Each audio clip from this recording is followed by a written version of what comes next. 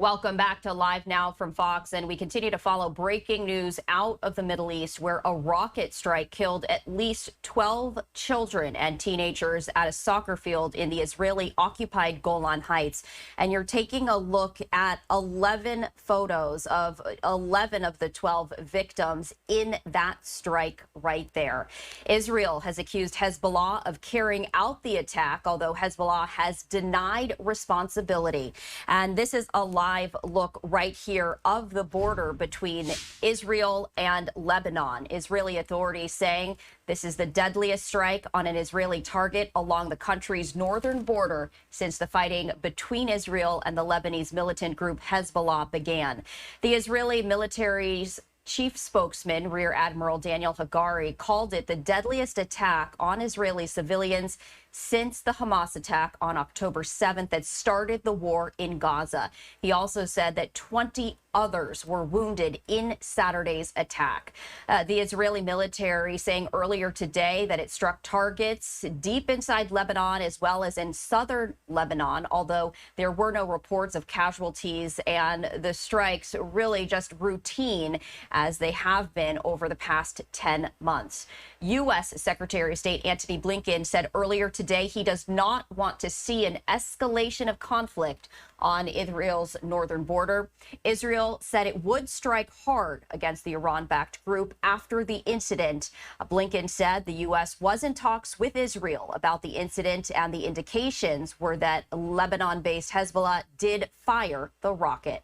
I do want to bring in Ruthie Bloom, who is a former advisor at the office of Israeli Prime Minister Benjamin Netanyahu, senior contributing editor at the Jewish News Syndicate, and co-host of Israel Undiplomatic on JNS TV. Ruthie, thank you so much for taking the time to speak with us today. Thank you, Stephanie, for having me.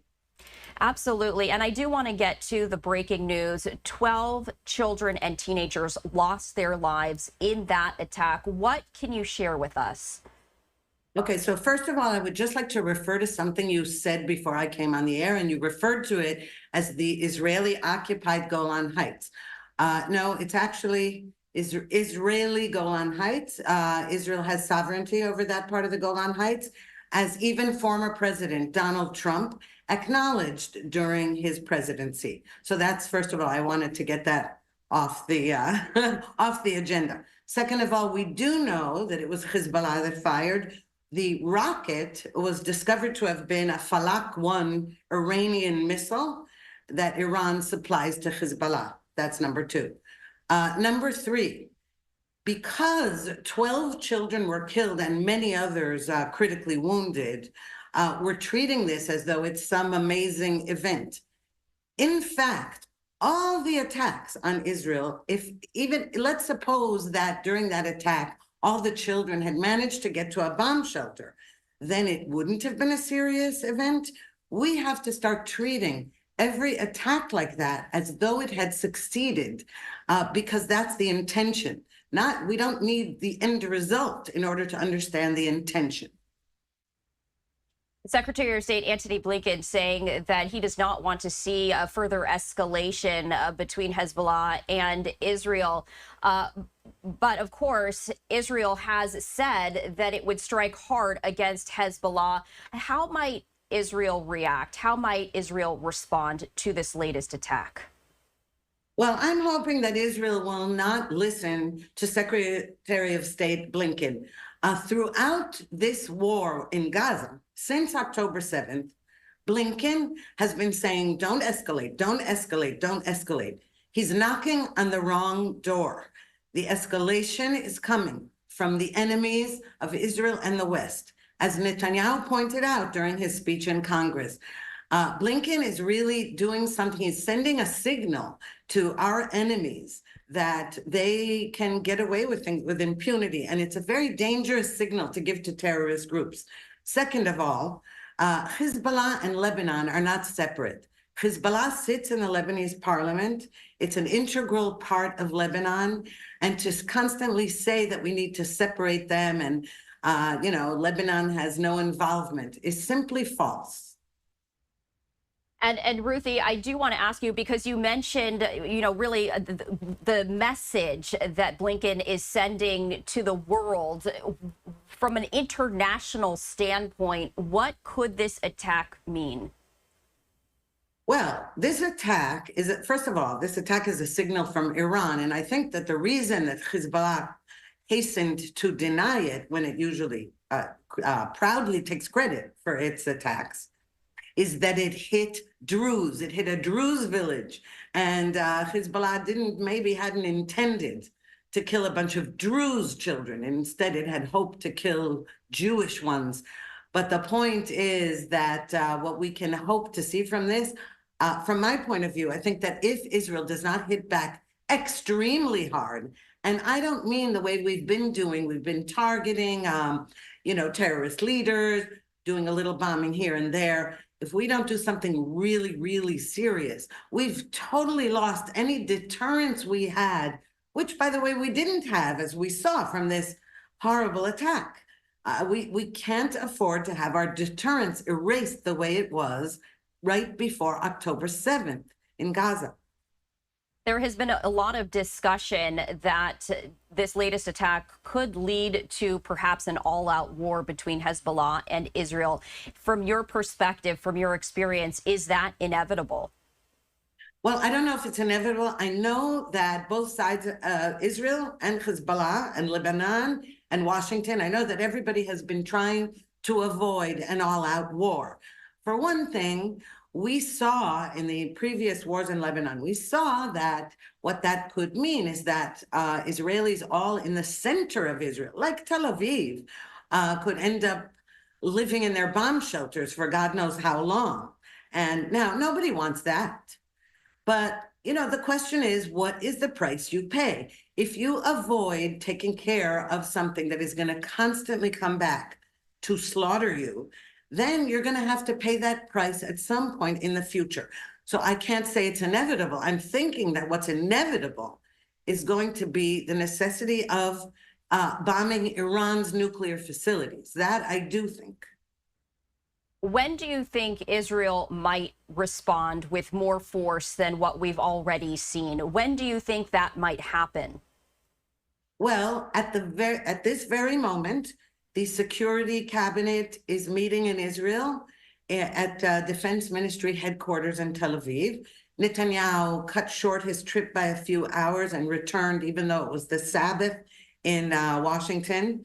He got on a plane and came back so that they could conduct serious talks about this with the army and the defense establishment and the political echelon. I would imagine that we're going to see something maybe tonight, tomorrow. Again, I don't have any inside information. This is just sort of from experience in past events. And you also mentioned targeting Iran's nuclear facilities. Again, you're a former advisor at Prime Minister Netanyahu's office. What can you share with us in regards to your thoughts on that? Well, look, I don't even need to tell you what Israel thinks about it. Blinken himself a few days ago said that Iran is racing toward the bomb. I forget exactly the time frame he gave, right? Now, we've been hearing this for a couple of years already. Any day now they'll have enough nuclear material for an atom bomb. But the fact that it came from Blinken, and may I say it was pretty cheeky on his part, since the Biden administration, if anybody enabled this, enabled Iran to speed up its nuclear program. The previous administration had at least ripped up the Iran deal and stepped up sanctions, put maximum pressure, which deprived Tehran of money, which meant that Tehran had less money for its nuclear program and for its terrorist proxies. So what we're seeing here is largely the fault of the Biden administration, and that Blinken should be warning that any day now they're going to have the bomb. It's just sort of, it beggars belief.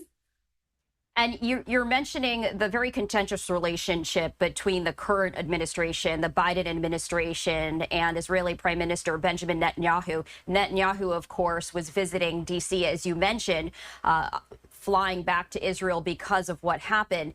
He spoke with President Biden, former President Trump, Vice President Harris, and addressed Congress. What do you make of his speech? First of all, I thought his speech was superb because he really did stress extremely important points. And that is that this is not Israel's war alone. It's Israeli boots on the ground. Nobody else has to have boots on the ground. But that it is a war not only against Israel. Israel's on the front lines of a war against the West, against the free world. First of all, Iran makes no bones about it. It calls America the great Satan and Israel the small Satan. All of these proxies they don't hide the fact that they would like to destroy America and Europe, by the way. So yes, Israel is on the front lines, and I think that Netanyahu really needed to stress that and ask and request of America that at least it not withhold weapons that we need to finish the job as quickly as possible, which brings us to his meeting with President Trump, former President Trump. Trump also says, finish the job, the way Biden has been saying all along, do it and finish it up and get out of there. Trump's finish it up is finish it up and achieve the victory over the terrorists. Those are two very different ways of saying finish it up. And Kamala Harris, the vice president, who is now apparently going to be the nominee, the Democratic nominee for president, said after her meeting with Netanyahu, she said some pretty appalling things. And mainly what she did is stress the plight of the Palestinians in Gaza. And she also said things that were not factual about hunger in Gaza, etc.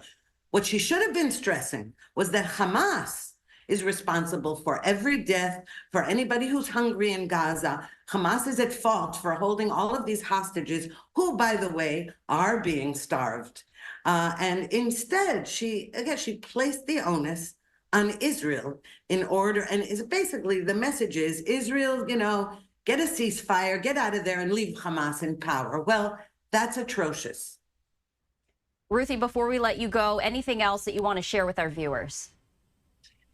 Yes, what I'd like to share is that as much as no Israeli, I think it's important to stress this, Israelis are always striving for peace. But peace really cannot be your goal. Peace has to be the byproduct of victory. And then it can be genuine. All right, Ruthie, thank you so much for taking the time to join us here on Live Now from Fox. We appreciate it. And thanks again, Stephanie.